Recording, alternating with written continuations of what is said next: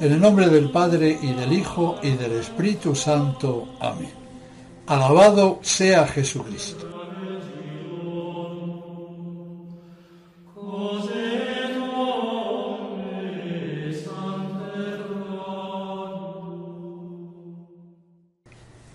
En las anteriores pláticas vimos sobradamente todo lo referente a los sacramentos del orden y de la Eucaristía. En esta que recién comenzamos, trataremos de los restantes sacramentos que quedan por estudiar.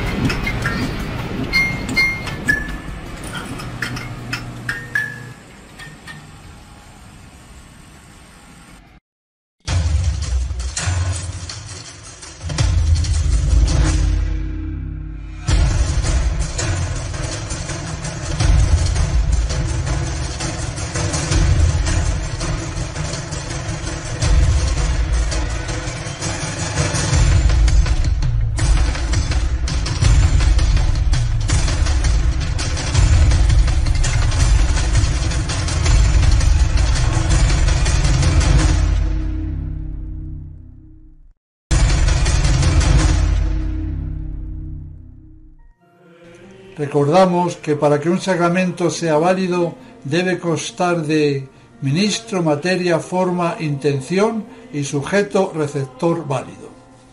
De faltar alguna de estas 5 condiciones, el sacramento no llegaría a efectuarse y se invalidaría, sería nulo y no transmitiría la gracia.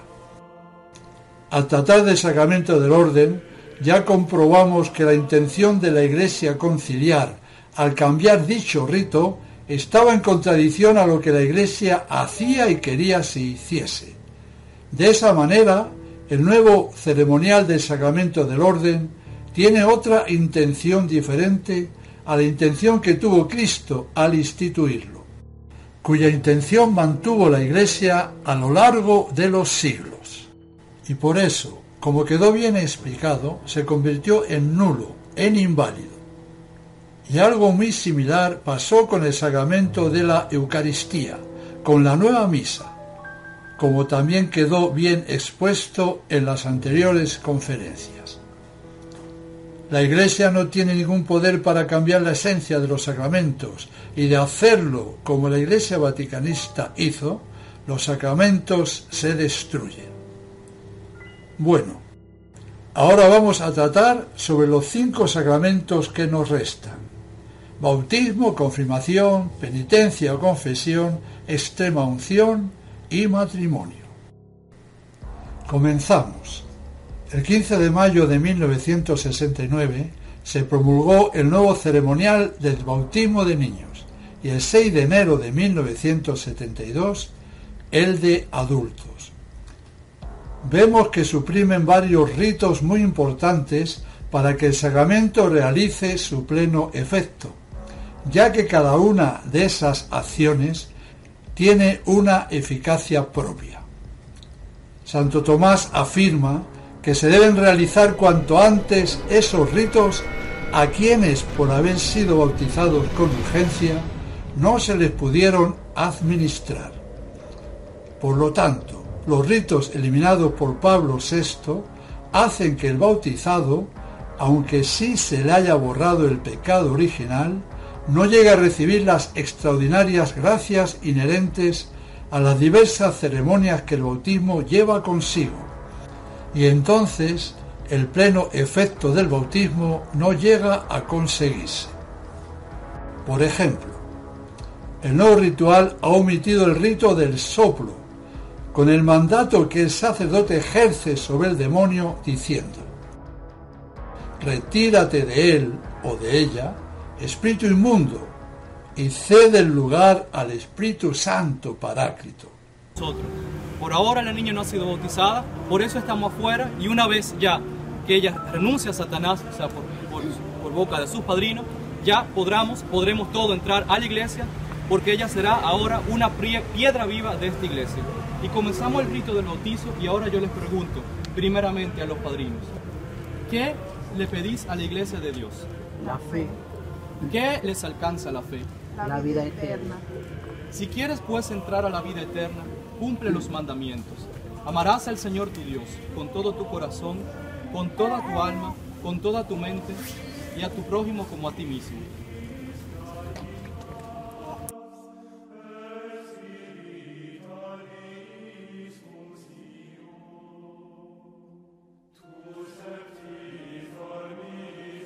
Ex habea inmunda spiritus et locum Spiritui Sancto Paráclito. Retírate de ella, espíritu inmundo, y da lugar al Espíritu Santo Paráclito.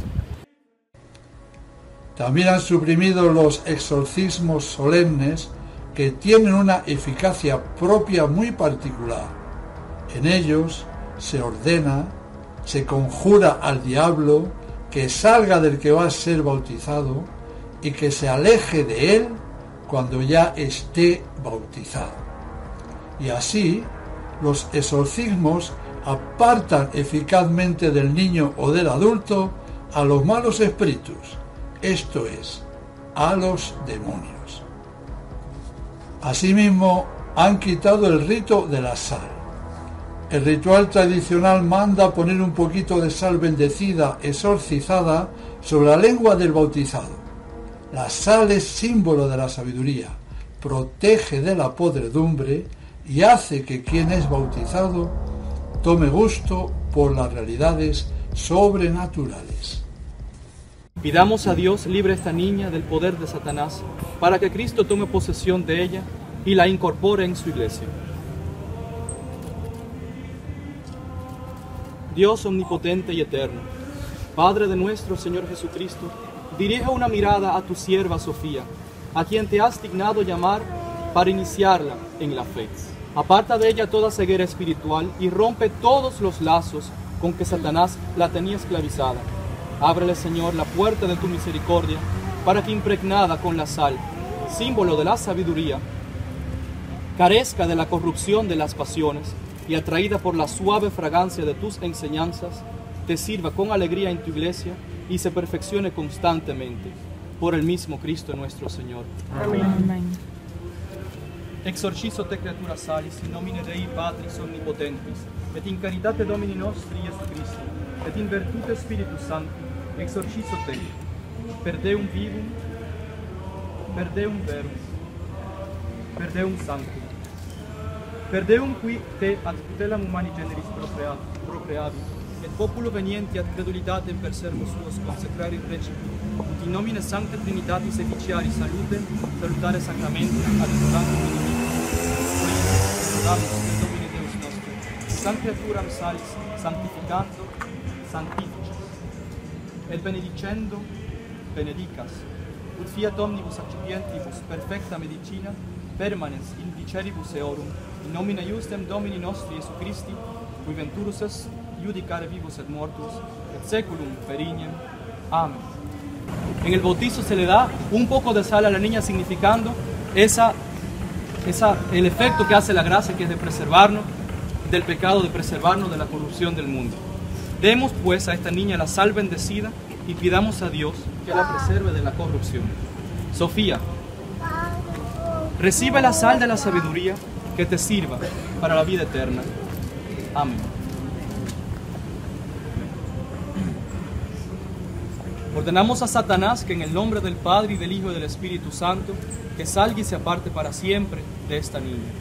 Exorcizo te immunde spiritus, in nomine Patris, et Filii, et Spiritus Sancti, ut exias et recedas ab famula tua Dei Sophia, ipsa in tibi imperat maledicte damnate, qui peribus super mare ambulabit et petro emergenti dexteram correxit, ergo, maledicte diabolo, recognosce sentenziam tuum, et da honorem Deo vivo et vero, da honorem Iesu Christo Filio eius, et Spiritui Sancto, et recede ac famula tua Dei Sophia, quia istam sibi Deus et Dominus noster Iesus Christus et suam sanctam gratiam et benedictionem, contemquam baptismatis vocare dignatus est.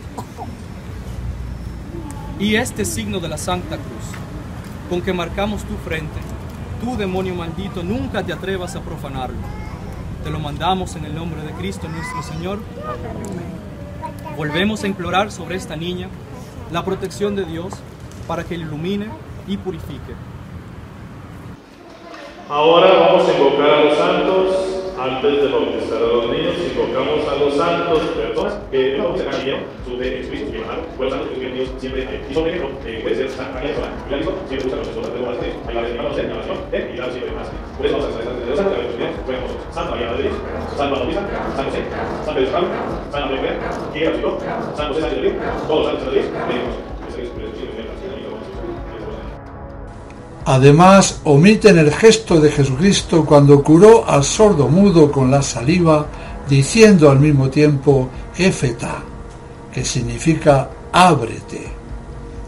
En esta ceremonia, el sacerdote toca con el dedo pulgar la nariz y oído del bautizado diciendo Éfeta, ábrete, para que pueda percibir el buen olor de Cristo y para que se le abran los oídos del alma y así pueda acoger prontamente las verdades de la fe. Pero como para los modernistas la fe proviene de la propia conciencia, no hacen falta los oídos para nada, y como esto no les interesa, lo quitan sin ningún problema. Éfeta, quod est ad aperire. In odorem suavitatis tua te refugare diaboli apropinque abitenim, iudicium Dei.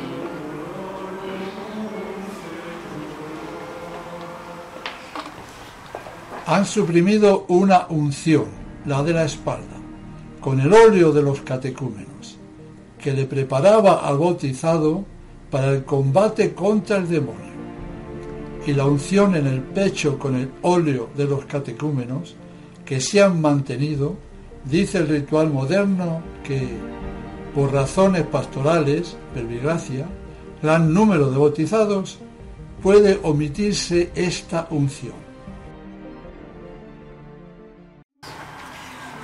All of catechumens.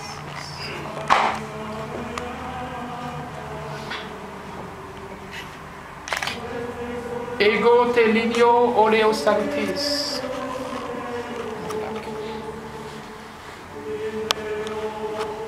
In Christo Jesu, Domino nostro, ut habeas vitam aeternam.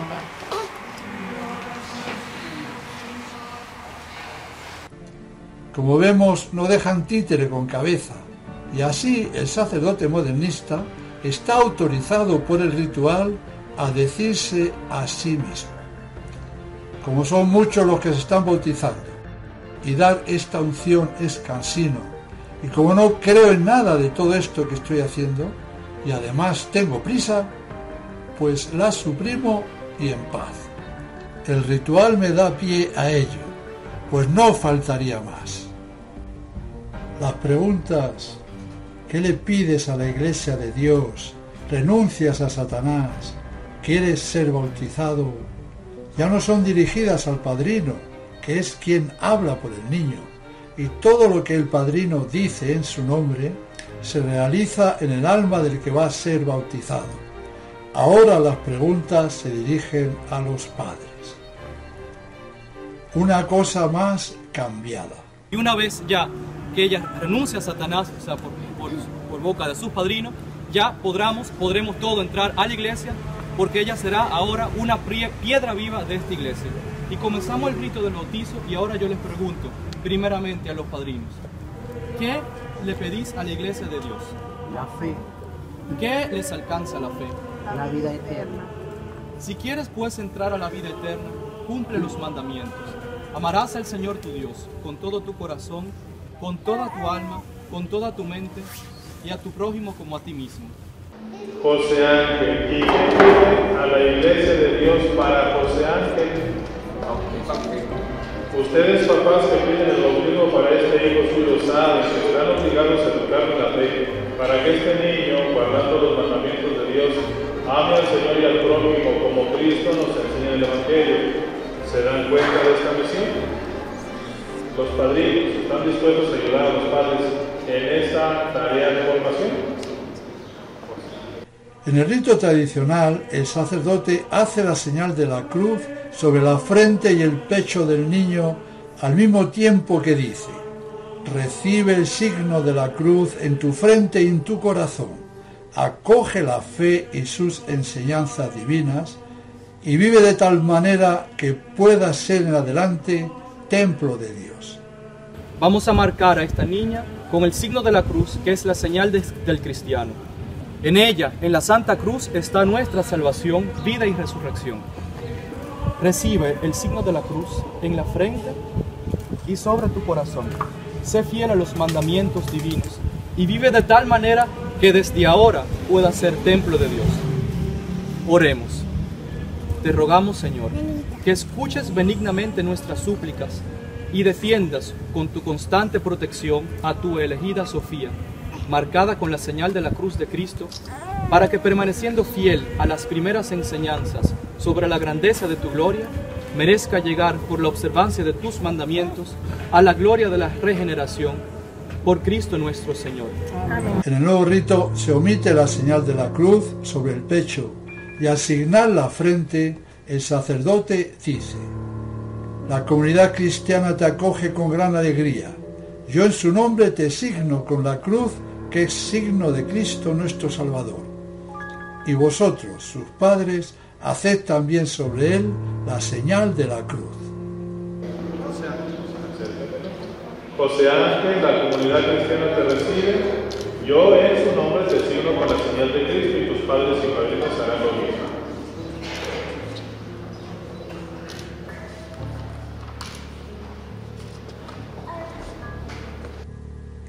Aquí vemos cómo la nueva Iglesia se olvida de las realidades sobrenaturales que produce el sacramento en el alma y remarca lo superficial, la alegría de la comunidad al acoger un nuevo miembro. Concluimos. Como el sacramento del bautismo es necesario para la salvación, tiene unas prerrogativas muy especiales. Veamos. El ministro ordinario del bautismo es el sacerdote, pero en caso de necesidad, de manera extraordinaria, lo puede ser cualquier hombre o mujer, con uso de razón, sea pagano o hereje, crea o no crea, con tal de que tenga la intención de hacer lo que hace la Iglesia, y esa intención la mostrará si cumple bien la materia y forma bautismales, derramando agua sobre la cabeza del que va a ser bautizado y al mismo tiempo que con voz clara pronuncia las palabras esenciales de la forma. Genaro, yo te bautizo en el nombre del Padre y del Hijo y del Espíritu Santo. Nota importante es que no debemos omitir la conjunción y, ya que al quitar la y griega podemos alterar la forma del sacramento. Escuchemos. Genaro, yo te bautizo en el nombre del Padre, del Hijo, etc. Bien, ¿quién es el Padre del Hijo? El Padre del Hijo es el Padre. Aquí no habría dos personas distintas, no olvidarlo. Por lo tanto, si el sacerdote pronuncia rápido, yo te bautizo en el nombre del Padre, del Hijo, está hablando solamente de la persona del Padre, ya que el Padre del Hijo es el Padre. No obstante, si el sacerdote lo pronuncia despacio, Genaro, yo te bautizo en el nombre del Padre, del Hijo, del Espíritu Santo, entonces sí habría separación de personas y podría valer la forma, pero es muy grave alterar en lo más mínimo la forma de los sacramentos, y ese cambio de la forma aunque sea en lo más mínimo, estará indicando que la intención del ministro no se conforma con la intención de la Iglesia. Y peor aún si se pronuncia deprisa. María, yo te bautizo en el nombre del Padre, del Hijo, del Espíritu Santo. Aquí están diciendo que el Hijo es también Hijo del Espíritu Santo. Por lo tanto, es muy importante decir la forma correctamente. María, yo te bautizo en el nombre del Padre, y del Hijo, y del Espíritu Santo. Haciéndolo de esta manera, el bautismo será válido. Por lo tanto, los bautismos del Novus Ordo, si es que pronuncia bien la forma y echan el agua, son válidos. Pero como hemos comprobado, el nuevo rito ha dejado el bautismo hecho una ruina, sin ninguna fuerza espiritual. Es una enorme pena. La Iglesia modernista ha fabricado una caricatura de bautismo que, aunque válido, es deprimente. Y el demonio campea a sus anchas, tan feliz, al no quedar prácticamente nada en el ritual que le conjure a huir. Un consejo. La persona que asista a un bautizo de la Iglesia conciliar debe fijarse bien si el sacerdote utiliza correctamente la materia y la forma. Esto es muy importante, ya que la mayoría de los ministros de la nueva Iglesia pasan de todo y pueden hacer y decir cualquier cosa al bautizar, en vez de cumplir con la materia y forma verdadera. Así que atención, que la cosa es muy seria. El nuevo sacramento de la confirmación fue promulgado el 15 de agosto de 1971. La forma tradicional para administrarlo es: Genaro, yo te signo con la señal de la cruz y te confirmo con el crisma de la salvación, en nombre del Padre y del Hijo y del Espíritu Santo. Emma, signo te, signo crucis. Et confirmo te chrismate salutis in nomine Patris et Filii et Spiritus Sancti. Pax tecum. Y la nueva forma es: Genaro, recibe por esta señal el don del Espíritu Santo. Jayone, recibe por esta señal el don del Espíritu Santo. La paz sea contigo.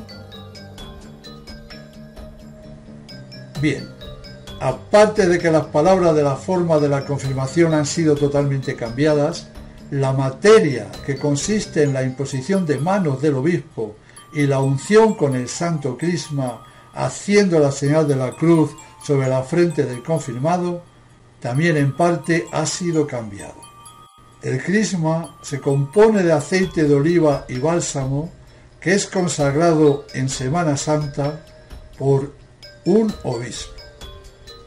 La tradición de la Iglesia ha mantenido siempre que la materia válida del sacramento de la confirmación es el aceite de oliva y solamente el aceite de oliva. Pero por arte de magia, a partir del 3 de diciembre de 1970, la Congregación de Ritos autorizó se pudieran utilizar otros aceites vegetales en los sacramentos. ¿Explicación que dieron? Ninguna. 2 años después, Pablo VI, en la Constitución Apostólica Sacram Untionem Infirmorum, dijo: como el aceite de oliva, cuya utilización se requería hasta ahora para la validez del sacramento, es escaso o difícil de encontrar en algunas regiones, hemos decretado que se podrá en el futuro, según las circunstancias, utilizar igualmente otro aceite. Este deberá ser extraído, en todo caso, de plantas, como lo es el aceite de oliva. Muy clarito lo dice aquí Montini, que siempre fue esencial para la validez que el aceite fuera de oliva. Y la razón que da, aparte de ser absurda, es artera. Ya Santo Tomás, en aquel lejano siglo XIII, respondía a este mismo argumento de que no había aceite de oliva en todas partes de la siguiente manera. Aunque no sea producido en todas partes, el aceite de oliva puede transportarse fácilmente a cualquier lugar. Y dice que puede ser transportado fácilmente con los medios que entonces tenían, esto es, el burro y el caballo. Por lo tanto, se comprueba fácilmente la intención de Pablo VI de hacer inválidos los sacramentos. No es de recibo que en el tiempo de las comunicaciones vertiginosas de finales del siglo XX pudiera decir una cosa tan ladina, ridícula y absurda. El 22 de agosto de 1968, y en el jet Sucre de Avianca especialmente preparado para su viaje, llegó de Roma el emisario de la paz, llegó abrazando a los pueblos iberoamericanos y para besar esta tierra nuestra con toda humildad y cariño. Fue recibido por el presidente Carlos Lleras Restrepo y por el pueblo en pleno. Llegó para pronunciar este mensaje de amor. Una vez más, este personaje no se pasó simplemente 3 pueblos, sino que se pasó 500 pueblos y 1000 ciudades. Sabemos bien que la Iglesia no puede cambiar jamás nada de la esencia de los sacramentos, pues de hacerlo, los sacramentos dejarían de ser válidos. En la confirmación han cambiado la forma y también la materia. La Fraternidad Sacerdotal San Pío X, no sé si hoy día lo seguirá haciendo, a todos los confirmados en el Novus Ordo lo volvía a confirmar bajo condición. Y eso es lo que tiene que procurar usted si tuvo la poca fortuna de ser confirmado en la Iglesia conciliar. Ahora está muy de moda lo pentecostal, lo carismático. Unas palabras para poner en guardia a los oyentes sobre tan funestos movimientos. El pentecostalismo nace el primer día del año 1900. Un pastor metodista, queriendo recuperar los carismas de los apóstoles, impuso las manos sobre una niña, comenzando ésta a hablar una lengua desconocida. Después se inventaron el llamado, entre comillas, bautismo del Espíritu. Y hoy día hay más de 100 millones de pentecostales. El tema llama mucho la atención y las personas que tienen poca fe necesitan y buscan experiencias que puedan notar con los sentidos, debido a lo cual el diablo tiene el campo libre para efectuar una gran cosecha. Es demasiado peligroso buscar experiencias de este tipo. El demonio está al acecho y cuando por influencia de la imposición de manos alguien recibe el bautismo del Espíritu y en verdad comienza a hablar lenguas desconocidas o a hacer cualquier otra cosa, todo es obra del maligno.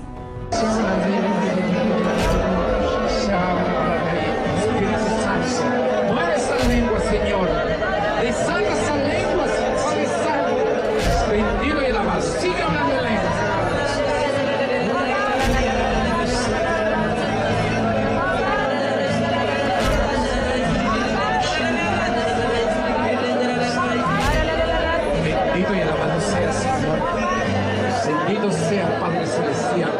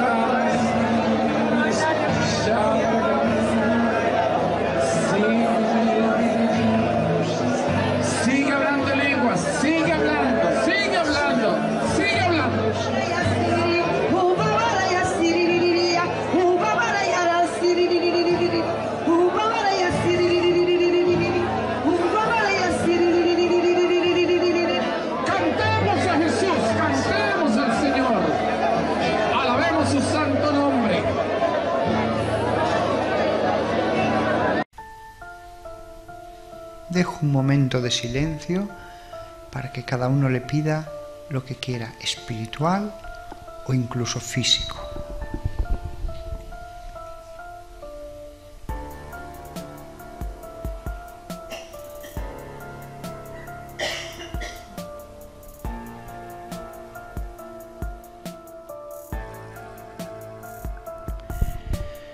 Shensare, shensare, shmeli, la la la la la la la la,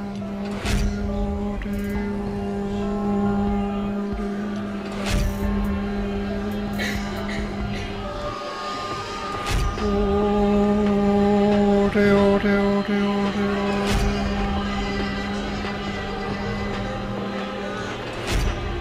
shensare, shensare,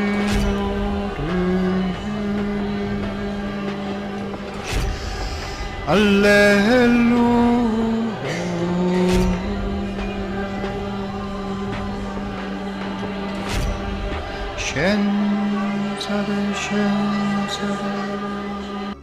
Quiero anotar que uno de los signos de la posesión diabólica sobre una persona es este de hablar lenguas extrañas.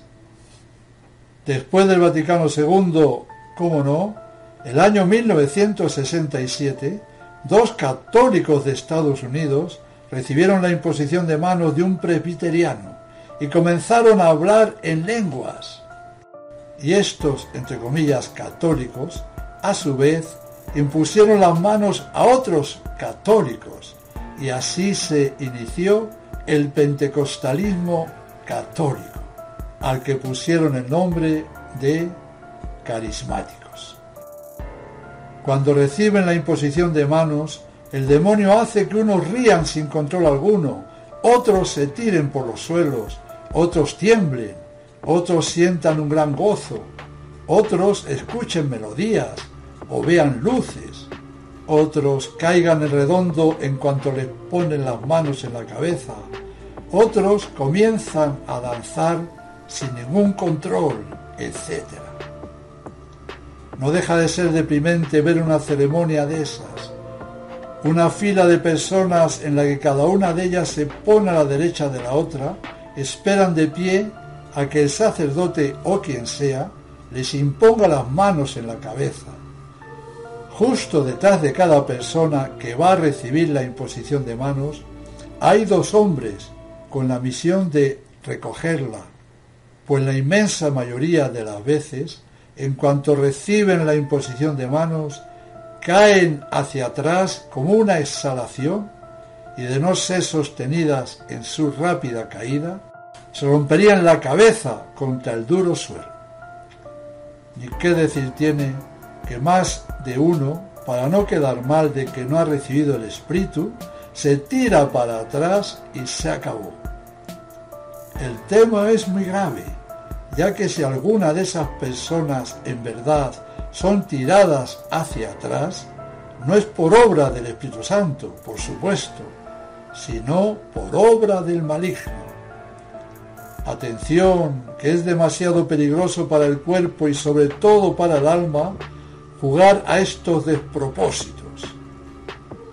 En este asunto todo es feo, grotesco, sin orden, lo contrario del Espíritu Santo, que es paz y orden perfecto.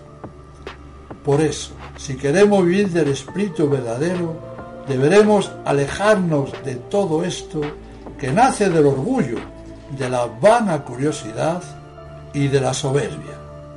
Y Dios se aleja de quien busca estas cosas sensibles y su lugar lo ocupa el diablo.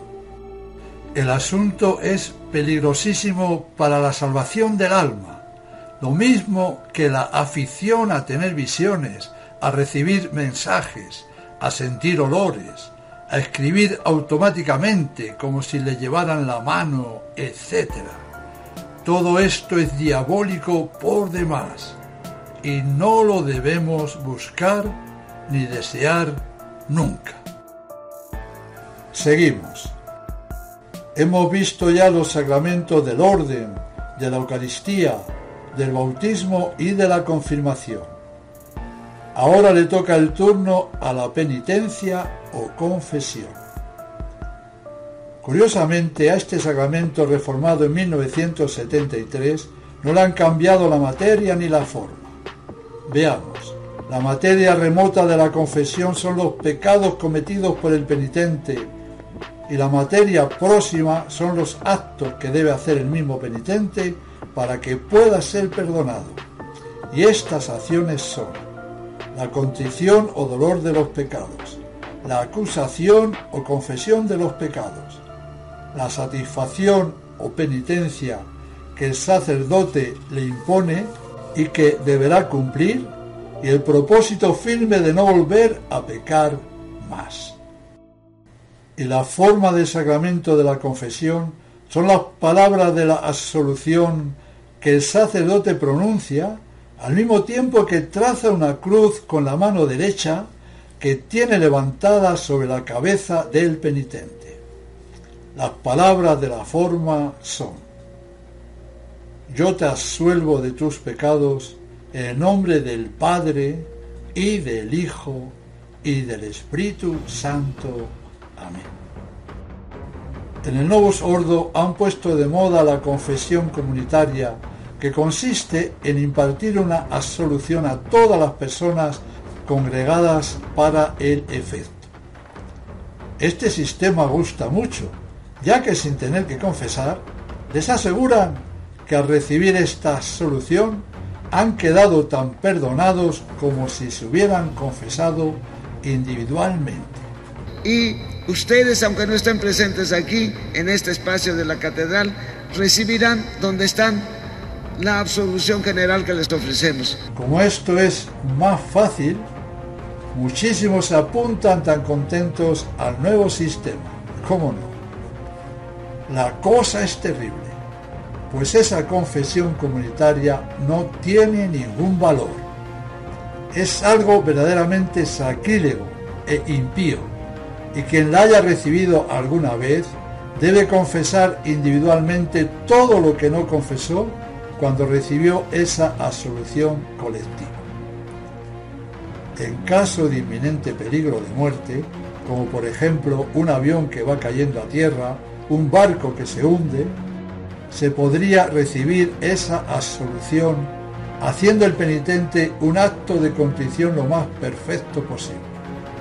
Pero dándose el caso de que saliera vivo del percance, entonces ha de confesar todos los pecados que en aquellas terribles circunstancias pudiera tener, ya que no se le han perdonado ninguno de ellos. Conclusión: estando al corriente de lo dicho, sería grave pecado asistir a una celebración comunitaria de la penitencia. Acabo el tema de la confesión diciendo que si el sacerdote está válidamente ordenado, aunque pertenezca a la Iglesia conciliar e imparte la absolución utilizando la forma correctamente, el sacramento será válido. Y el sexto sacramento a tratar es la extrema unción.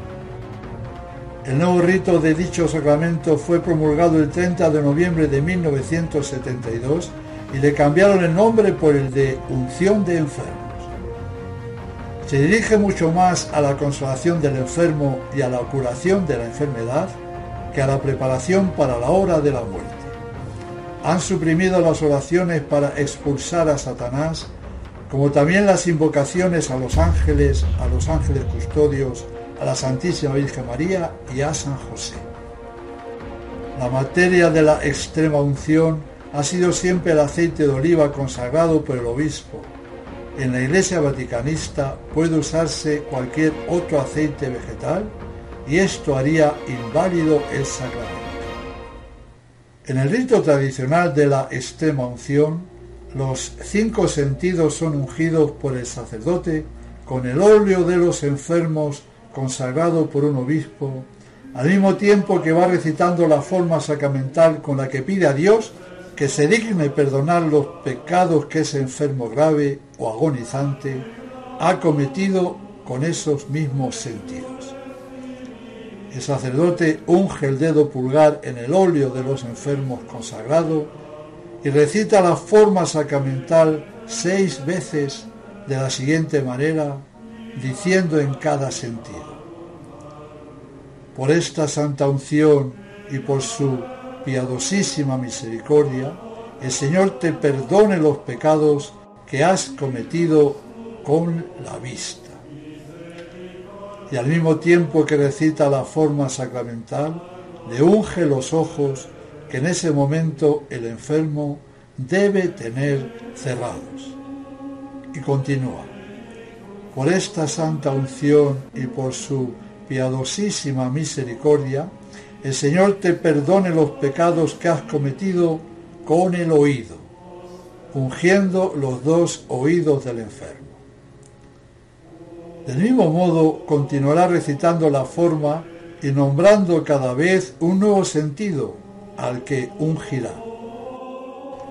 Después de los sentidos de la vista y oído, tocará el turno al olfato, ungiendo la nariz del enfermo. Por esta santa unción y por su piadosísima misericordia, el Señor te perdone los pecados que has cometido con el olfato. Y después será el sentido del gusto y de las malas palabras que con la boca ha proferido, al que seguirá el sentido del tacto, diciendo la misma forma y ungiéndole las manos, y terminará con la unción de los pies. En cambio, la nueva forma vaticanista de este sacramento dice así: por esta santa unción y por su bondadosa misericordia, te ayude el Señor con la gracia del Espíritu Santo. Aquel enfermo debe decir amén, para que libre de tus pecados te conceda la salvación y te reconforte en tu enfermedad. Y de nuevo el enfermo contesta amén. El sacerdote, al mismo tiempo que dice la anterior forma una sola vez, unge en la frente y en las manos al enfermo. Por esta santa unción y por su bondadosa misericordia, te conceda el Señor la gracia del Espíritu Santo, para que libre de tus pecados te conceda la salvación y te conforte en tu enfermedad.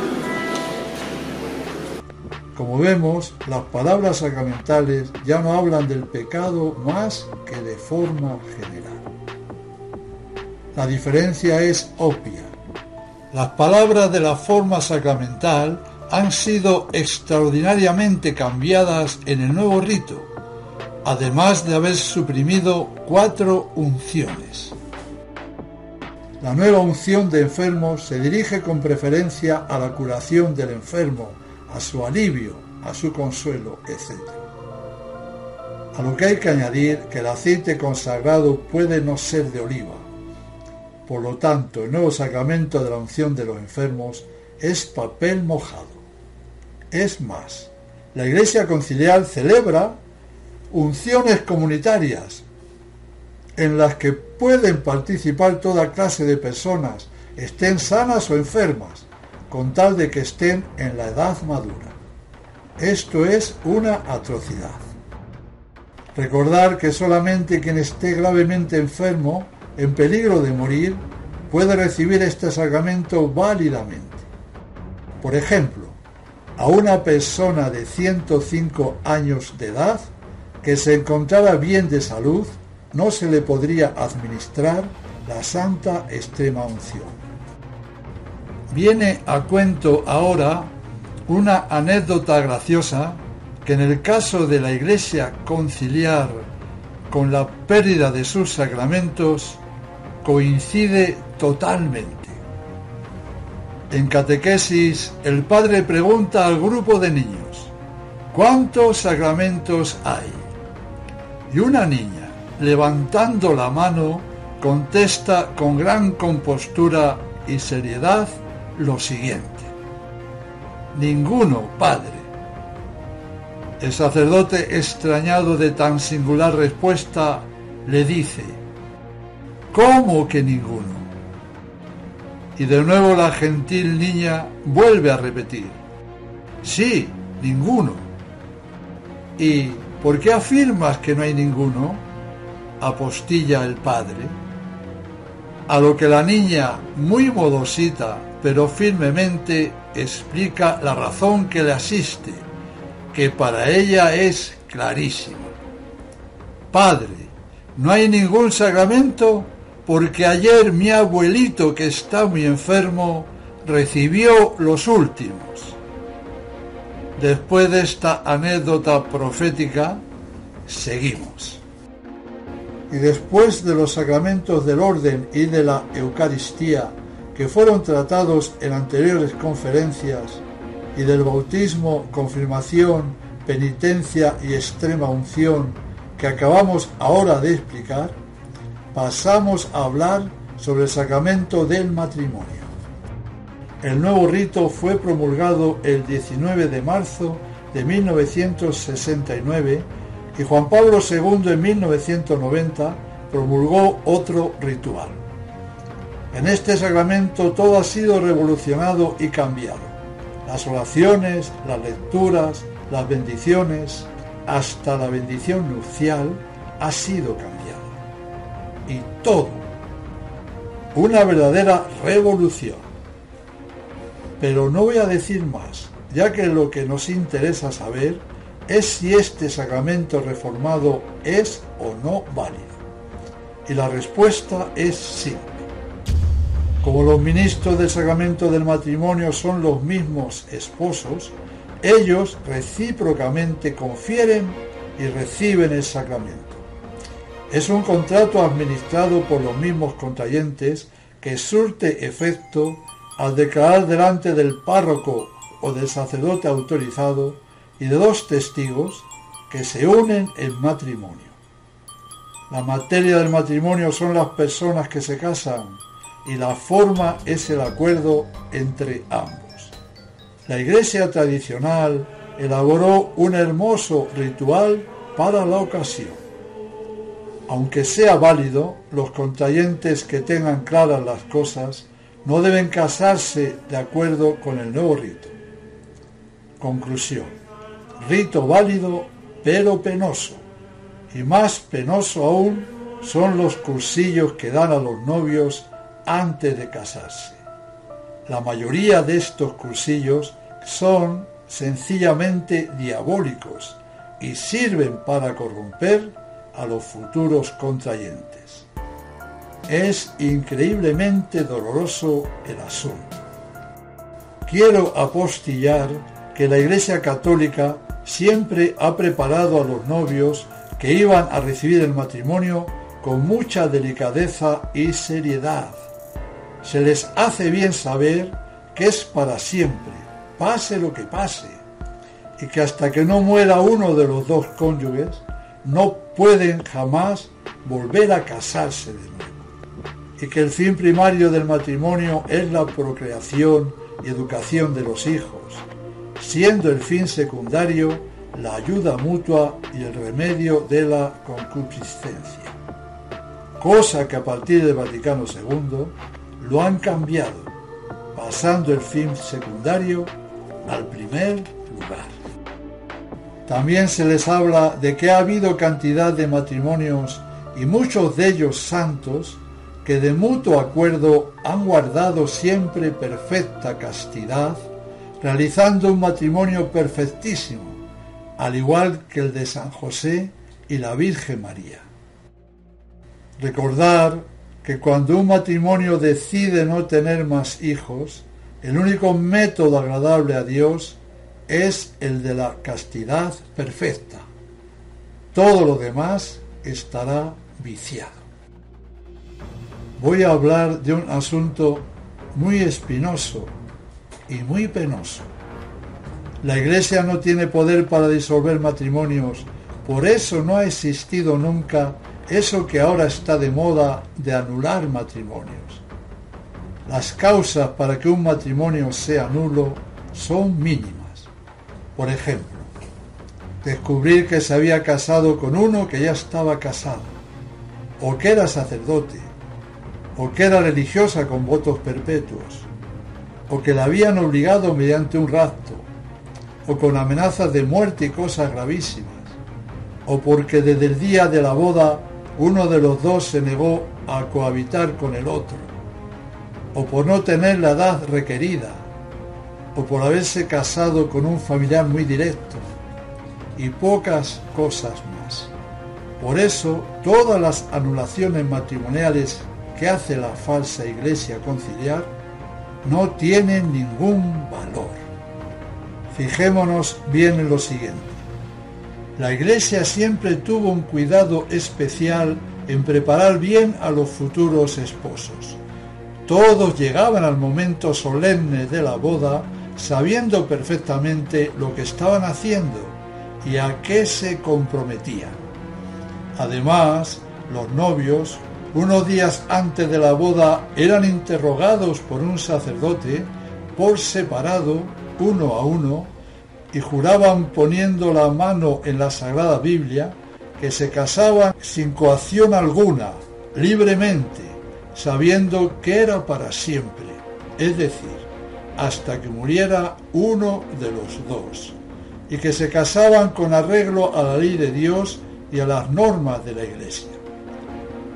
Todo esto y más lo juran de palabra y luego también lo firman delante del párroco o de un sacerdote delegado suyo. Y por si fuera poco, aún queda lo principal. El día de la boda en el templo, delante de Dios, anotemos esto bien, delante de Dios, de su representante el sacerdote, de dos testigos y de todo el acompañamiento, lo ratifican solemnemente y a partir de ese momento el vínculo matrimonial se hace efectivo para siempre.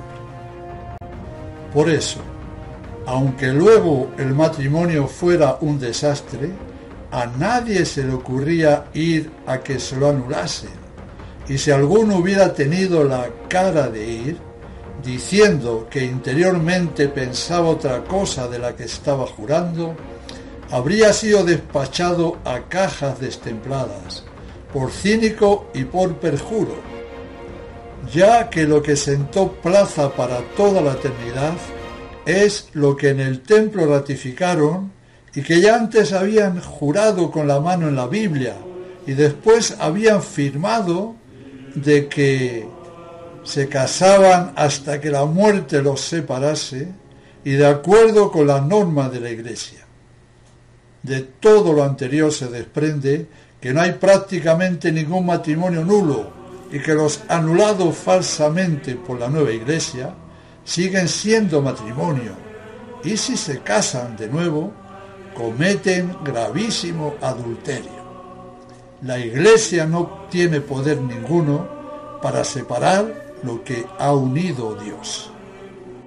En cuanto al importante asunto de la intención interna de los contrayentes, dicha intención se manifiesta por lo que ellos hacen y por lo que ellos dicen. Esto es así en todos los negocios y asuntos que cada día ocurren en el mundo, sean del tema que sea. La sociedad se rige por lo objetivo, pues lo interno se manifiesta por lo externo. Por eso no tiene cabida ni es de recibo que después de casados vayan corriendo a anular su matrimonio diciendo que por dentro pensaban lo contrario de lo que hacían y decían, o que resulta que su marido bebe o es gastador o lo que sea. Tuviste tiempo para saber con quién te casabas. Te casaste para siempre. No hay vuelta de hoja.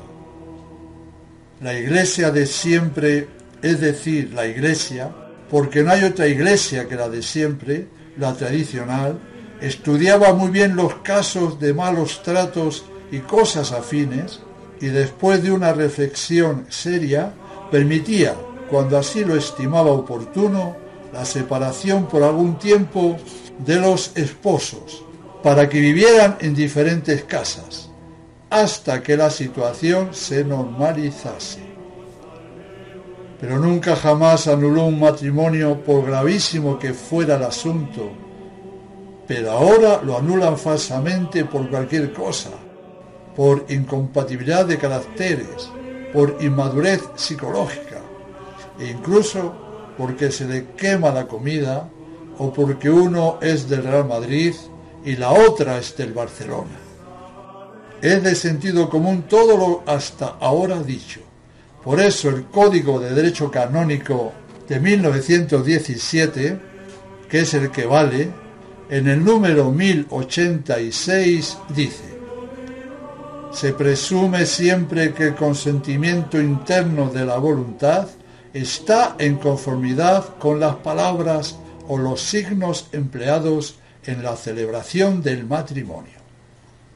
O sea, que mediante los signos de la entrega de anillos o de arras, etc., y de las palabras que acompañan esos signos, amén de las palabras esenciales del consentimiento, ¿quieres en la salud y en la enfermedad hasta que la muerte os separe? Sí, quiero. Están manifestando claramente su intención interna de contraer matrimonio. Esto es como 2 y 2 son 4. Es decir, es evidentísimo. Bueno, vamos a ilustrar un poquito más el asunto. Supongamos que 2 personas van al notario y una se compromete a pagar en un mes el piso que acaba de comprar a la otra. El notario toma nota, redacta el documento y lo firma el comprador, el vendedor y el notario. Y cuando llega el día del pago, la persona compradora afirma que no lo va a pagar porque cuando estaba firmando el documento en su interior pensaba que no lo iba a pagar.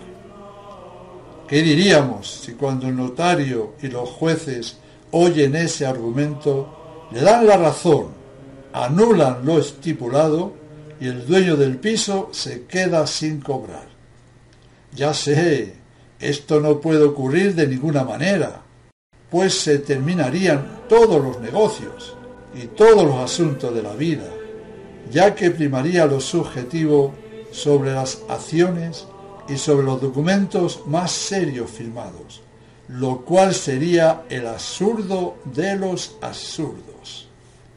Pero la Iglesia Novus Ordo actúa de esa manera y anula los matrimonios a mansalva, a pesar de los juramentos, de las firmas, del consentimiento dado ante Dios, el sacerdote, los testigos y todo el acompañamiento, de que quieren contraer matrimonio canónico según lo manda la Santa Madre Iglesia y que se casan hasta que la muerte los separe. Esta es la realidad. Pero cuando se cansan, que generalmente es pronto, acuden a la falsa iglesia y en un pispás ya tienen anulado su matrimonio. Todo esto es una locura y ofende escandalosamente a Dios. Incluso anulan matrimonios con hijos muy mayores, después de muchísimos años de casados, y con niños muy pequeños, y muchas víctimas inocentes que reciben la herida mortal de la malvada Iglesia al tener que sufrir una sentencia tan injusta de anulación de su válido y verdadero matrimonio, le preguntan a esa Iglesia: ¿a cuáles de mis hijos también tenemos que anular? Escalofriante, irracional y disparatado es el asunto de Marras, pero muy doloroso para la parte inocente y buena del matrimonio, que tiene que sufrir un tremendo calvario al ver que la, entre comillas, Iglesia se pone de parte del adúltero de su esposo, cuyo motivo de anulación es simplemente porque se va con otra, o viceversa, de la adúltera de la esposa que se va con otro. El tema asquea, indigna al máximo y segrega tremebundas náuseas. Bueno, resumimos los asuntos estudiados. Sacramento del orden. La consagración de obispos es totalmente inválida y la ordenación de sacerdotes es dudosa. Sacramento de la Eucaristía. La nueva misa también es inválida. y aunque alguna vez pudiera ser válida al ser celebrada por un sacerdote mayor, que dijera correctamente las palabras de la consagración, etc., es una misa viciada, que desagrada y quita la gloria a Dios. Sacramento del bautismo. Válido si utilizan bien la materia y la forma. Sacramento de la confirmación. Inválido. Sacramento de la confesión o penitencia. Válido si utilizan bien la forma y el sacerdote es mayor y está ordenado con el rito antiguo. Sacramento de la extrema unción. Inválido. Sacramento del matrimonio. Válido. Es importantísimo recordar que a todo lo dicho hay que juntar que a día de hoy la inmensa mayoría de los obispos y sacerdotes novus ordo no son obispos ni sacerdotes. En 1968 cambiaron el rito de ordenación invalidándolo. Para ser hoy un válido sacerdote, tiene que haber sido ordenado lo más tarde en 1968. A partir de 1968 cerraron las puertas de la sucesión apostólica en la nueva Iglesia. Haciendo las cuentas, estas nos revelan que desde aquel lejano 1968 hasta hoy día han pasado 51 años, a los que hay que añadir los 24 o 25 años de edad que como mínimo tiene que tener el nuevo sacerdote. Bien, 51 años más 24 suman 75. Y esta es la edad mínima que tiene que tener el sacerdote hoy día para en verdad ser sacerdote. Y para el obispo se complica mucho más, ya que generalmente les consagran con una edad mínima que ronda los 50 años, pero pongamos que en algún caso ha sido consagrado a la edad de 45 años. 51 años que han pasado desde la reforma del rito de consagración episcopal, más 45 años de edad del consagrado, estamos hablando de 96 años que los obispos, para ser en verdad obispos, tienen que tener como mínimo hoy día, a fecha de 2019. De ahí se sigue que en la Iglesia conciliar, quitando el bautismo y el matrimonio, no existen otros sacramentos, a no ser la confesión, si ésta es impartida por sacerdotes de 75 años para arriba y por obispos de 96 años en adelante. La Iglesia vaticanista, se puede decir, no tiene sacramentos. Esa fue su intención y lo consiguieron. Cambiamos de tercio. Debido a que la Iglesia Católica lleva más de 50 años tomada, ocupada por el enemigo, han surgido los nefastos y destructores cambios en todo. Subrayo esta palabra, en todo. Después de haber estudiado el asunto de los sacramentos, quiero ahora tratar algo sobre lo acaecido con el breviario romano, y una vez más podremos comprobar que al igual que con la Santa Misa, a la cual el breviario está estrechamente unido, los novadores entraron a saco y también fue demolido bárbaramente. Es muy importante remarcar lo recién dicho, la íntima relación que existe entre el breviario y la misa.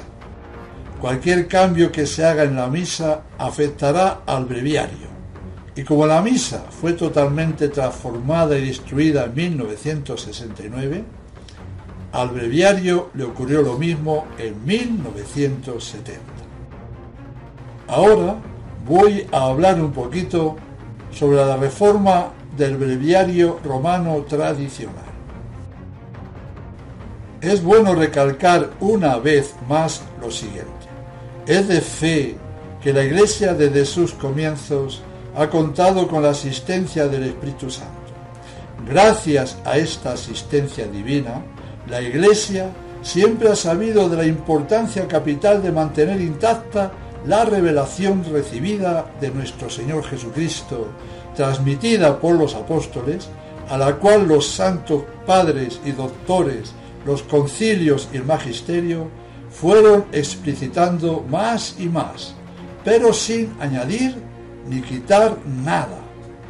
Y con arreglo a la doctrina inmutable recibida, con arreglo a la única y verdadera fe, y sabiendo de la principalísima importancia que tiene el culto que debemos tributar a Dios, desde el primer momento la Iglesia, con toda su sabiduría y esmero, y con la ya citada asistencia del Espíritu Santo, fue explicitando y elaborando la forma de ejecutar este culto, es decir, la liturgia, que es el conjunto de acciones, de fórmulas y de cosas con que, según las disposiciones de la Iglesia Católica, se da culto público a Dios.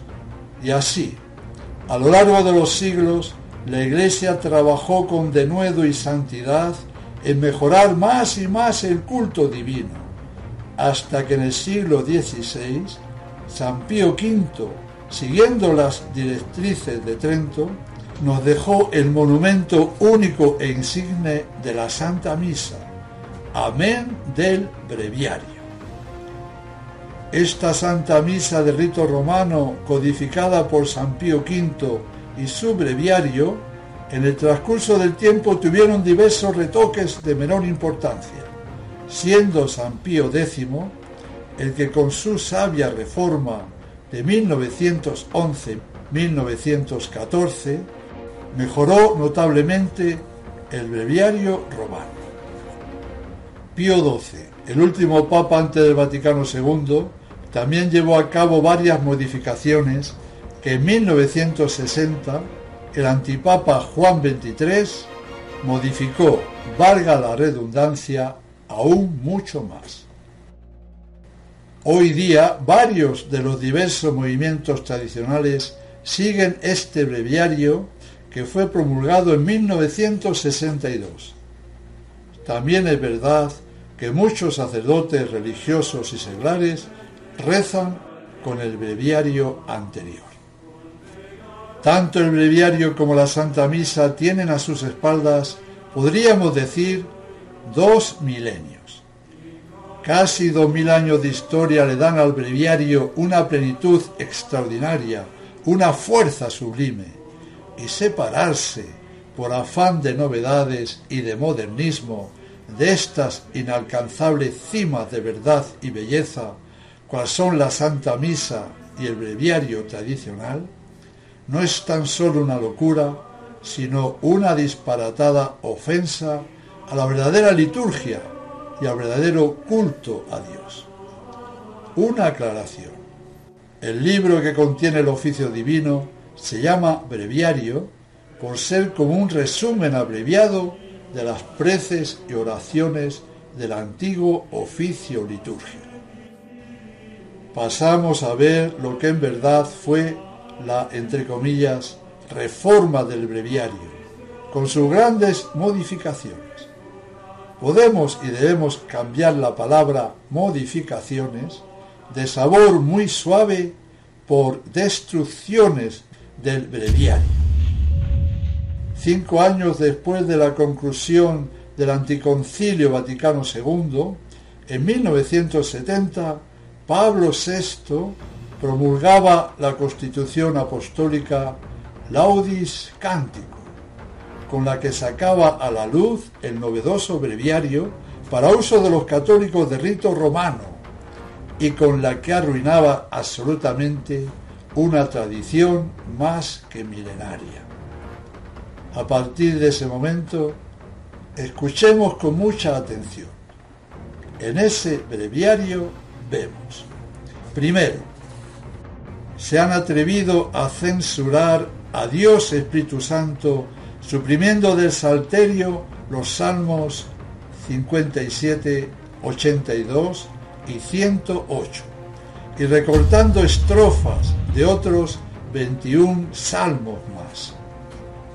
Sabemos que a lo largo de la historia, cuando un escrito de algún personaje importante no se avenía con las ideas de un grupo, este problema lo solucionaba muy fácilmente. ¿Cómo? Pues suprimiendo o recortando cualquier texto que pudiera decir lo contrario de lo que ellos querían conseguir. Siempre ha sido así, pero lo grave de este caso es que la, entre comillas, jerarquía que ocupa la Iglesia del Concilio ha tenido la desfachatez de censurar no a un personaje de talla, sino al mismo Dios Espíritu Santo. Y esto es muy grave, gravísimo. Vamos a ver algunos de los versículos de los salmos censurados y las razones alegadas para ello. Por ejemplo, Salmo 57. Los prevaricadores se extraviaron desde el seno materno. Hay en ellos veneno como en la serpiente. Oh Dios, quiebra sus dientes en su misma boca. Rompe las muelas de los leones. Oh Dios, marchítense como el verde de la hierba. El justo se alegrará al ver la venganza. Lavará sus pies en la sangre del impío, y los hombres dirán: en verdad hay un premio para el justo, en verdad hay un Dios que juzgue la tierra. Todo este salmo suprimido. Y el siguiente, Salmo 82. Oh Dios, no permanezcas mudo, no estés sordo. Mira el tumulto que hacen tus enemigos. Dicen: venid, borrémoslos, y que ya no sean su pueblo. Haz tú, Dios, con ellos como Madián, que perecieron en Endor, y vinieron a ser como estiércol por la tierra. Dios mío, hazlos como el polvo de un remolino y la hojarasca presa del viento. Como fuego que consume la selva, como llama que abrasa los montes. Persíguelos en tu tempestad y atérralos con tu borrasca. Haz que sus rostros se cubran de vergüenza, para que busquen tu nombre, oh Dios. Queden para siempre en la ignominia y en la turbación. Sean confundidos y perezcan. También este fue suprimido, y al Salmo 108 le tocó igual suerte, porque es del mismo tema. Salmo 108. Oh Dios mío, gloria mía, no enmudezcas, porque bocas impías y dolosas se han abierto contra mí y me hablan con lengua pérfida. Me devuelven mal por bien y odio a cambio de amor. Acórtense sus días, que sus hijos queden huérfanos y viuda su mujer. Sea su posteridad entregada al exterminio, extíngase su nombre. La culpa de sus padres sea recordada por Dios, y el pecado de su madre no se borre. Estén siempre ante los ojos de Dios, para que Él quite de la tierra su memoria, pues no pensó en usar misericordia, sino que persiguió al infortunado, al pobre.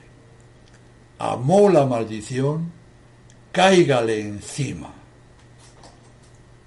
Bien, estos 3 salmos fueron borrados de un plumazo, y para no ser repetitivos, de los otros 21 salmos que fueron cercenados, suprimiéndoles estrofas, no voy a citar ninguno más.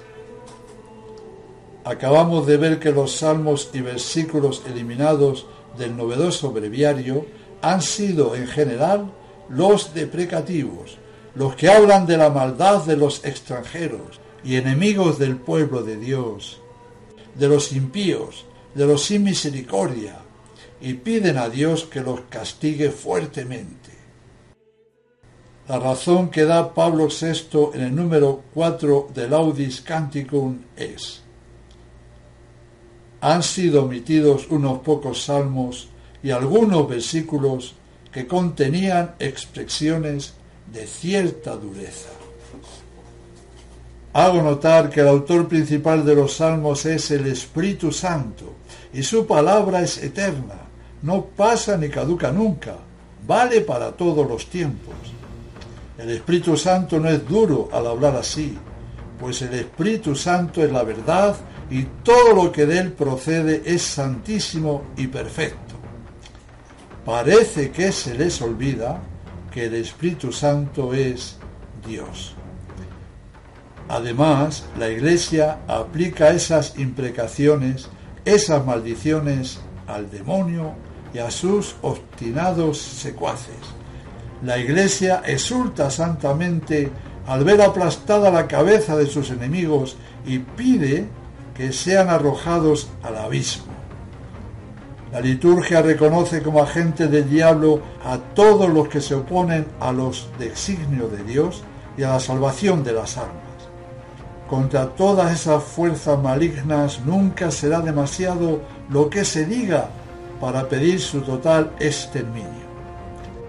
Es triste y difícil de digerir que hayan llegado a censurar y recortar la palabra revelada por Dios simplemente porque esa palabra de Dios, es decir, esos salmos, son desagradables para el gusto moderno.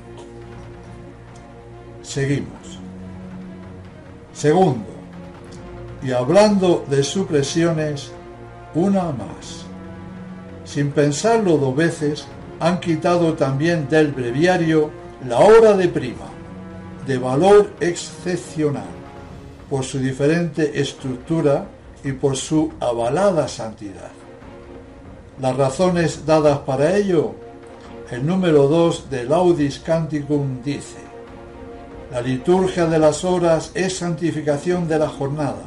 Por tanto, el orden de la oración ha sido renovado de suerte que las horas canónicas puedan adaptarse más fácilmente a las diversas horas del día, teniendo en cuenta las condiciones en las que se desarrolla la vida humana de nuestra época. Por esto ha sido suprimida la hora de prima. La explicación es fantástica.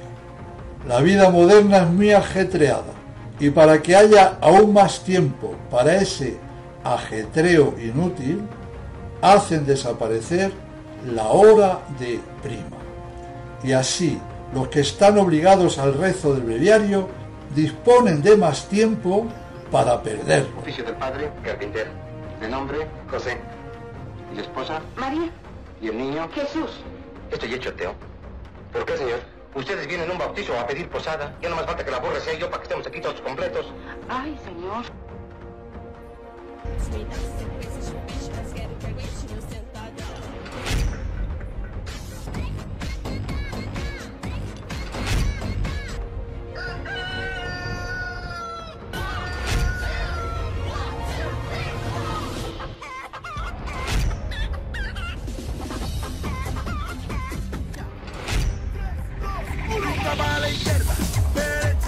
Excelente teoría.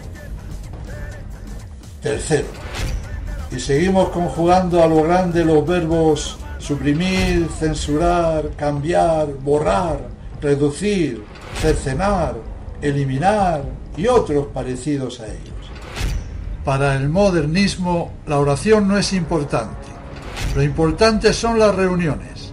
Y para que haya más tiempo para poder gastarlo en reunirse para lo que sea y con quien sea, entonces no les queda otro remedio que reducir el tiempo de lo que para ellos vale menos, el rezo del oficio divino, al que han pasado a llamar liturgia de las horas. Como vemos, hay una diferencia abismal entre el significado sacro y santo de oficio divino, con el nombre vulgar y profano de liturgia de las horas. También el cambio efectuado en maitines es sustancial. Debemos fijarnos bien. Reducen y reducen. vamos a comprobar el montante de esa simplificación a la que ha quedado reducido el modernísimo breviario. A Maitines le cambian el nombre por el de oficio de lecturas y es disminuido de 9 salmos que tenía antes a 3 que tiene en lo moderno. Y las lecciones, es decir, los textos de las lecturas, que generalmente en el antiguo breviario eran 9, han quedado en 2. Además de que a veces los salmos que han puesto son muy breves. Las razones aducidas para efectuar estos grandes cambios son las mismas: quitar tiempo a la oración para sacar tiempo para la reunión. Y, entre comillas, simpáticamente, Montini dice en el número 3 de su Constitución Apostólica: en el nuevo libro de las horas, la parte de oración fijada para cada día ha sido reducida un tanto. ¿Un tanto solo? Un poco más y hacen desaparecer Maitines, el oficio de lecturas. También laudes y vísperas pasan de tener 5 salmos a 2 salmos y un cántico. Y de las horas de tercia, sexta y nona, la norma es que no hay obligación de rezar las 3 horas, sino que eligiendo y rezando una de las 3, se cumple el expediente. Las matemáticas nos van a servir para ver si es verdad eso de que la oración fijada para cada día solamente ha sido reducida un tanto, o un mucho. Tomemos bolígrafo y papel. Comenzamos la cuenta de los salmos suprimidos. Maitines tenía 9 salmos, ahora el oficio de lecturas tiene 3. Prima tenía 3, ahora ninguno, pues esa hora ha sido eliminada. Laudes tenía 4 salmos y un cántico, ahora tiene 2 salmos y un cántico. El cántico tiene una estructura muy parecida al salmo y están sacados de Tobías, Judith, Isaías, etc. Tercia, sexta y nona tenían 3 salmos cada una de ellas. Ahora siguen teniendo 3, pero solo es obligatorio rezar una de ellas. Vísperas tenía 5 salmos, ahora tiene 2 salmos y un cántico. Completas tenía 3, ahora 1, salvo 2 días a la semana que tiene 2 salmos. Hagamos cuentas. El breviario tradicional consta de 33 salmos y un cántico para cada día. El moderno posee 11 salmos, 2 días a la semana 12 salmos y 2 cánticos también para cada día. Nos quedan solamente restar y observar bien el resultado. Si a 33 salmos del tradicional le restamos 11 y a veces 12 que tiene el moderno, el resultado es que han suprimido 21 salmos, es decir, 21 salmos que no hay que rezar. Pienso que 21 salmos son muchos salmos y que la diferencia de un breviario a otro es descomunal. Por eso lo de la parte de oración fijada para cada día ha sido reducida un tanto, lo menos que de ello se puede decir es que es una gran mentira y una tomadura de pelo. Vuelvo a decir que 21 salmos eliminados son una barbaridad. De 33 han dejado 12. Lo de ha sido reducida un tanto, en honor a la verdad, tendrían que haber escrito que había sido reducida prácticamente un todo. El tiempo que se necesita para rezar la novedosa liturgia de las horas es mínimo, es ínfimo. Todas las horas se pueden rezar sin correr en poco más de media hora, mientras que con el tradicional se necesita más de hora y media. Claramente se ve la importancia que los novadores dan a la oración, al culto divino, al oficio divino. Ninguna. Cuarto, y como en el deporte de suprimir son campeones, eliminaron muchas lecciones, es decir, lecturas de maitines, especialmente las que trataban de los santos y de los milagros o cosas sobrenaturales. Razón para ello, el número 7 de la traída Constitución Apostólica dice: de los textos de la liturgia de las horas ha sido eliminado todo lo que no responde a la verdad histórica. Igualmente, las lecturas, especialmente las hagiográficas, han sido revisadas a fin de exponer y colocar en su justa luz la fisonomía espiritual y el papel ejercido por cada santo en la vida de la Iglesia. Esta explicación, traducida al verdadero español, quiere decir que los modernistas niegan a priori los milagros y todo lo que sea sobrenatural en la vida de los santos. Si este nefasto apriorismo, porque sí, sin ningún fundamento, lo aplican incluso a los milagros y vida de nuestro Señor Jesucristo, imaginémonos entonces lo que harán con los milagros y vida de los santos. Y lo que hicieron fue pulverizar cualquier atisbo que oliese algo a sobrenatural.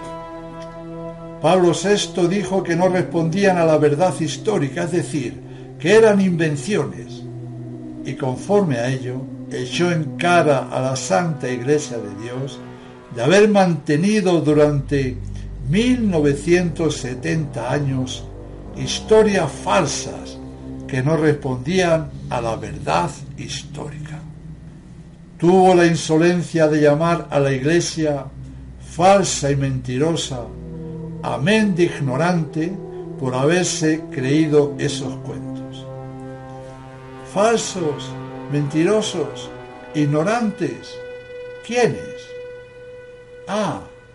San Agustín, San Ambrosio, San Jerónimo, San Gregorio, San Isidoro, San Anselmo, San Bernardo, San Francisco de Asís, Santo Tomás de Aquino, San Buenaventura, San Roberto Belarmino, San Pío V, San Pedro Canisio, San Juan Bosco, San Pío X, San Juan de la Cruz, San Francisco de Sales, Santa Teresa de Jesús, Santa Catalina de Siena, Santa Teresita del Niño Jesús.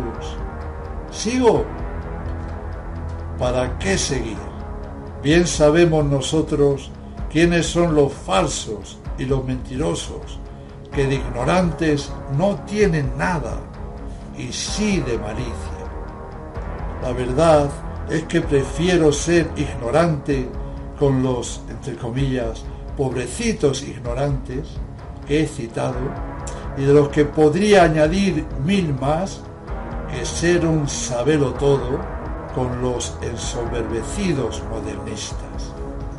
Se podrían decir aún bastantes cosas más sobre el tema de suprimir, censurar, cortar, borrar, eliminar las cosas santas y buenas del breviario romano tradicional. Pero en estos momentos vamos a pasar a ver las cosas novedosas que han introducido en el breviario de 1970.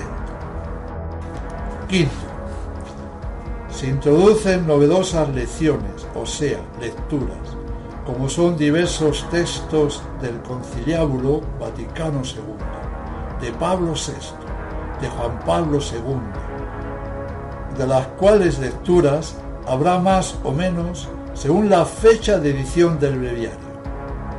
Bien sabemos el motivo de intercalar en el breviario esas lecciones. El motivo es que son, entre comillas, lecturas muy formativas para destruir la fe del alma mejor dispuesta.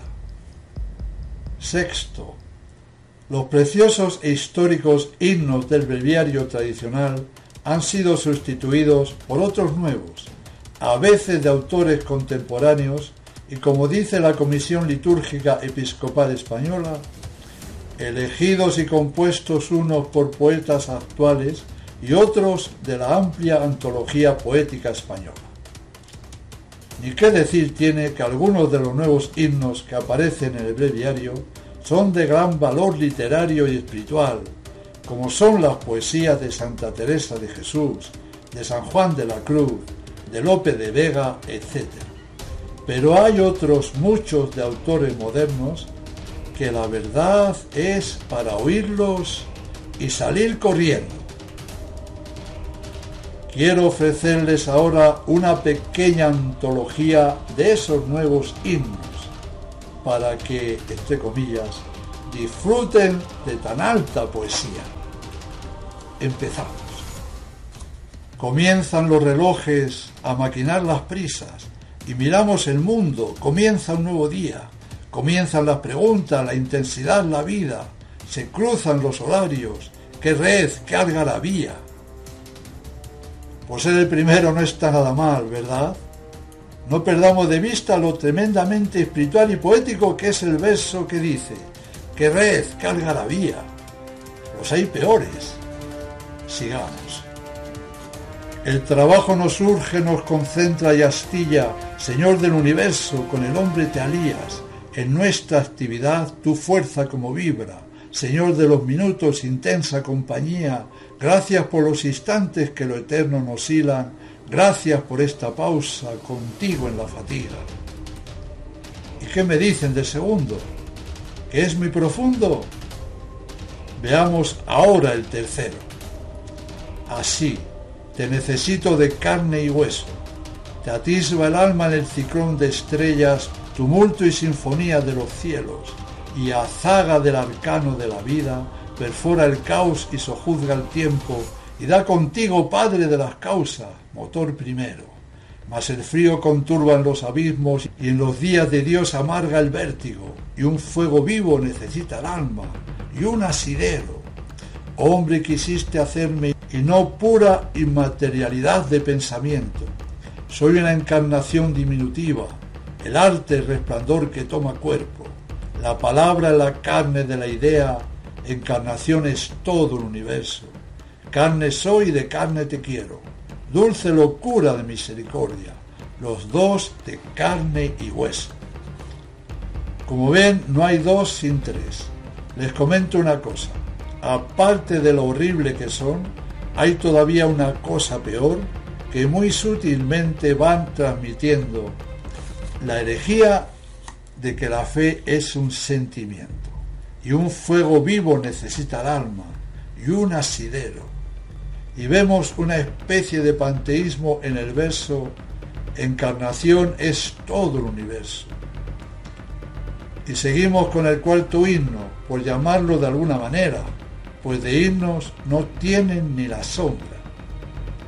Estoy, Señor, en la ribera sola del infinito afán. Un niño grita entre las olas contra el viento yermo. A través de la nada van mis caminos, hacia el dolor más alto pidiendo asilo. La espuma me sostiene y el verde frío de las olas me lleva pidiendo asilo.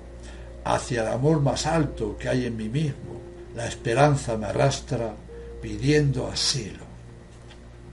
Santo Tomás de Aquino diría que eso de a través de la nada o lo de hacia el amor más alto que hay en mí mismo es herejía, pues una vez más esos himnos transmiten la idea de que la fe es puro sentimiento, sin ninguna prueba racional para sostenerla.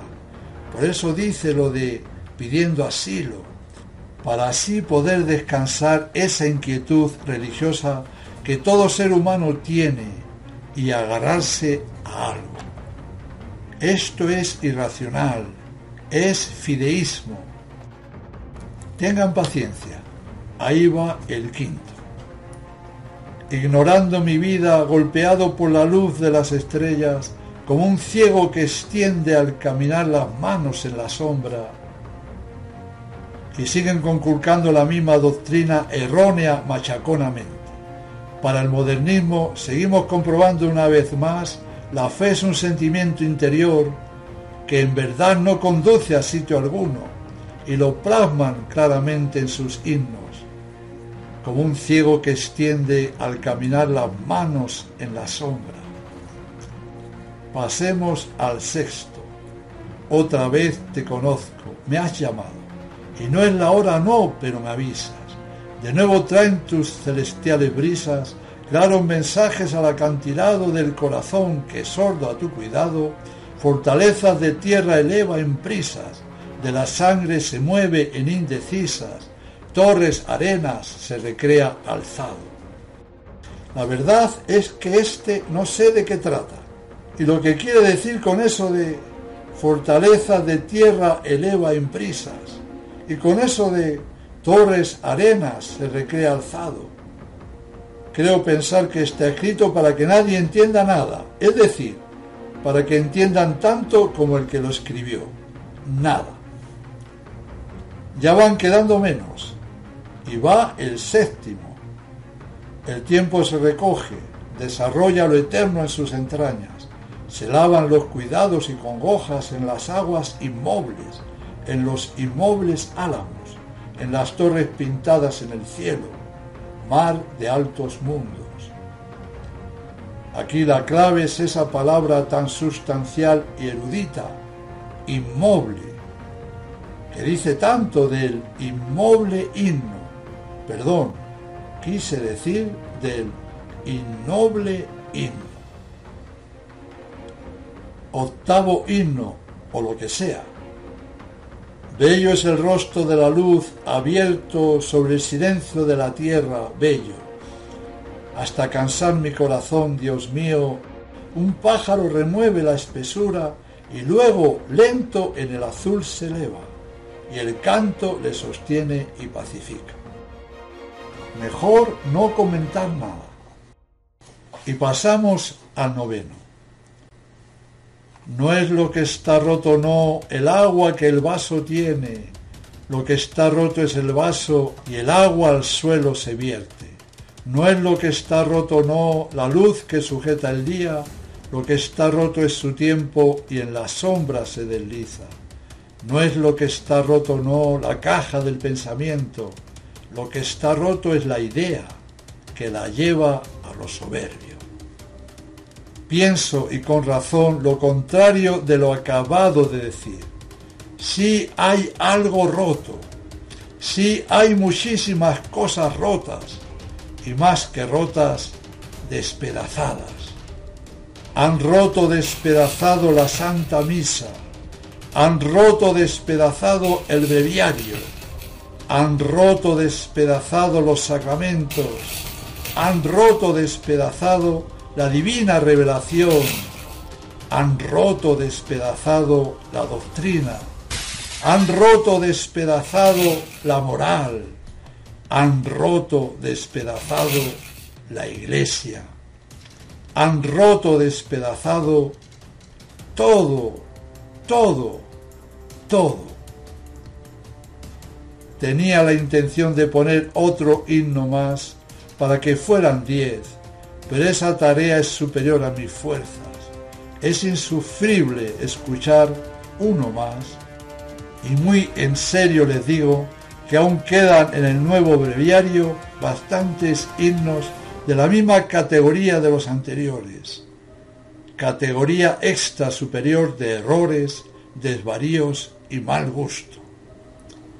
Pobres de los sacerdotes que tengan que soportar esta carga diaria, aunque en el modernismo la mayoría de los sacerdotes pasan del breviario. Séptimo y último punto a tratar. Parece de menor importancia, pero es un cambio más. A lo largo de la historia de la Iglesia, los 150 salmos se han rezado en el tiempo de una semana. A partir de 1970, por primera vez, se han de rezar en el tiempo de 4 semanas. De acuerdo con las normas del Anticoncilio Vaticano II, según dice la Constitución Apostólica en el número 4. Bien, es evidente que se podrían agregar aún muchas más cosas, como por ejemplo la traducción de los salmos a las lenguas vernáculas. Según sea de modernista la conferencia episcopal de cada país, así será de modernista la traducción efectuada. Otro ejemplo más es la supresión de muchos santos del calendario litúrgico. Y seguimos con más ejemplos, como es el cambio de la mayoría de las oraciones, sustituyéndolas por otras muy modernistas.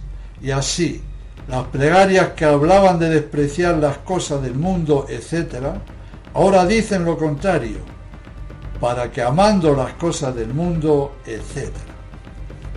Y una muestra más.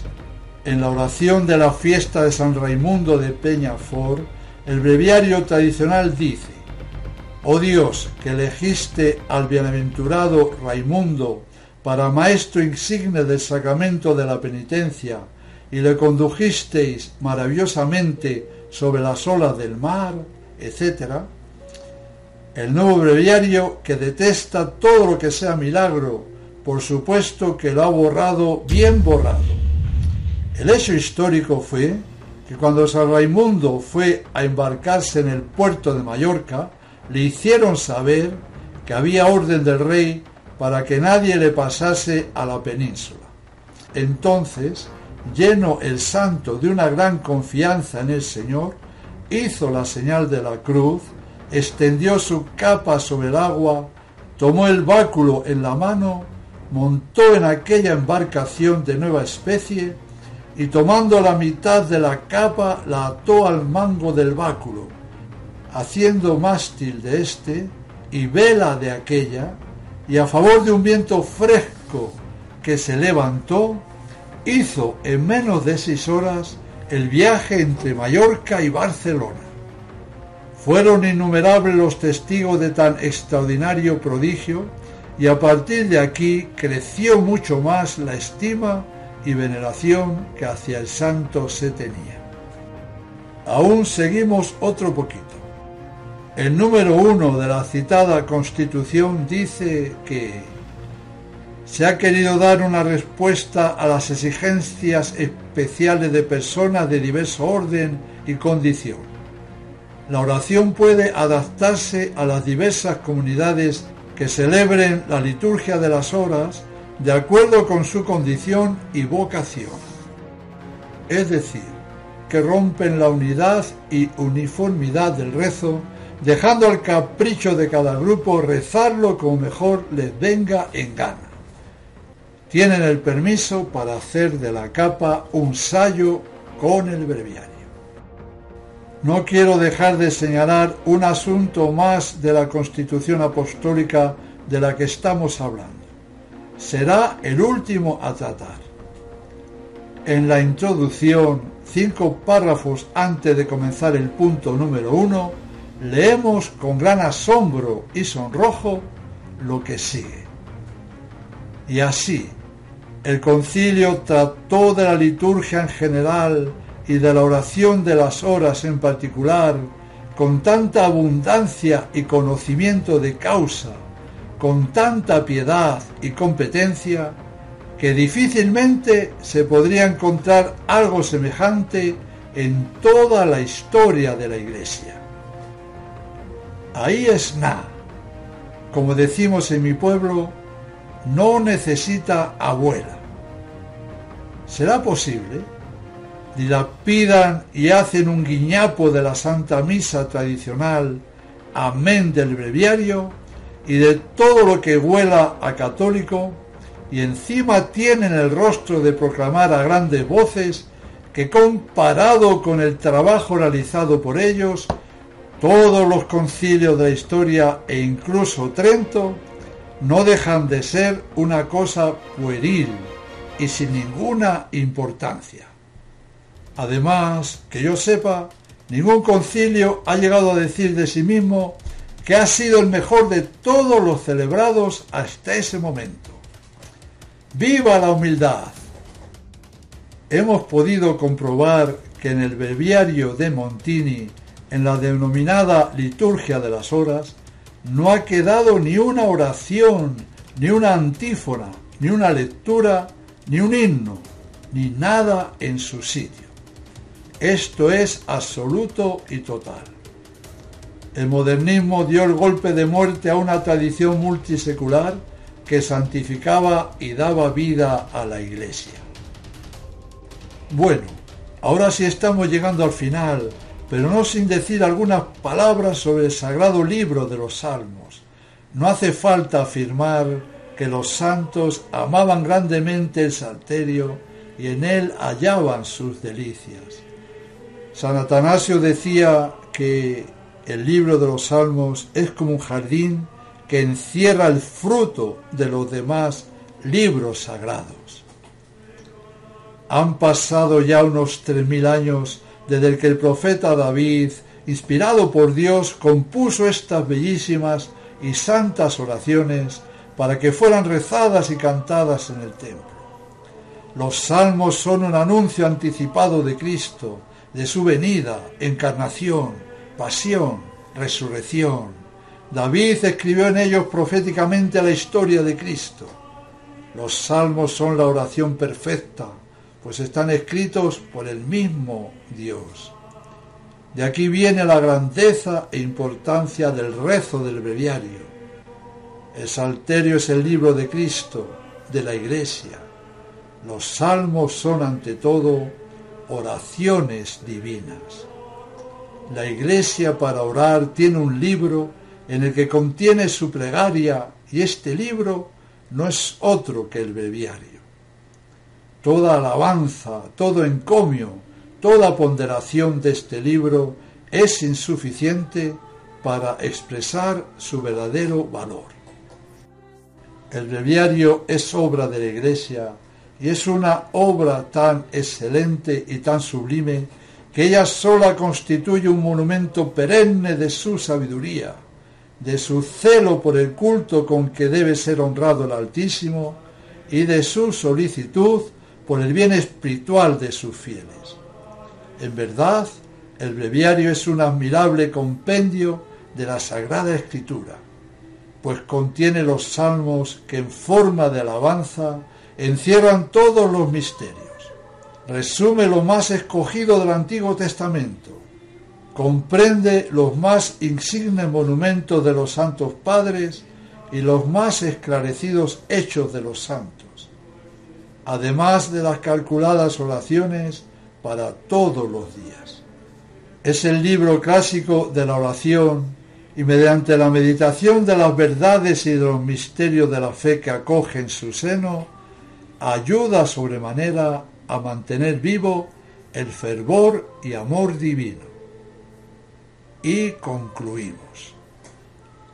Es increíble comprobar que esa iglesia modernista que usurpó la verdadera iglesia no solo cambió los sacramentos y el breviario, sino que lo cambió todo. En 1969 hicieron un nuevo calendario litúrgico, quitando todos los santos que les vino en gana. En 1983, un nuevo derecho canónico. En 1991, un nuevo Via Crucis. En 1992, un nuevo catecismo. En 1998, un nuevo rito de exorcismo. En 2001, un nuevo martirologio. En 2002, un nuevo rosario, etcétera, etcétera. Todo ha sido hecho nuevo, renovado, cambiado. Que si te falta la fe, órale al Señor. ¿Qué? Órale al Señor. ¿Qué cómo? ¿Qué ah? Búscalo a Dios. Él es tu salvación. En fin, el próximo capítulo de Esencial Conferencia será la esencial conclusión a la esencial conferencia. Ha quedado bien la frase.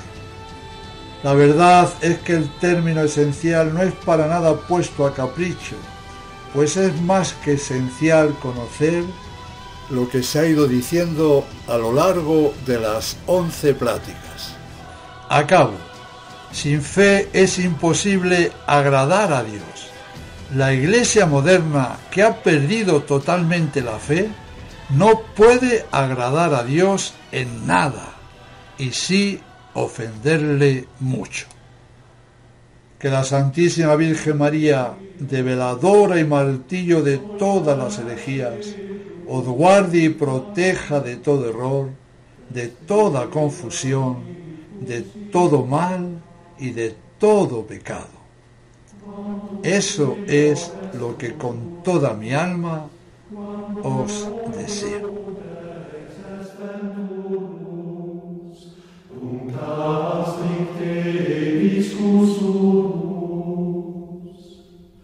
Tu